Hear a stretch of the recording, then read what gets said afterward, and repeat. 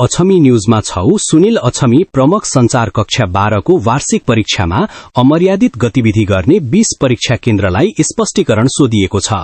परीक्षाको मर्यादा कायम राख्न नसकेको र विद्यार्थीले अवांछित सामग्री प्रयोग गर्दा समेत मौन बसेको पाइएपछि राष्ट्रिय परीक्षा बोर्ड कोशी प्रदेश कार्यालयले 3 दिनको अवधिमा 20 वटा परीक्षा केन्द्रलाई स्पष्टीकरण सोधेको हो।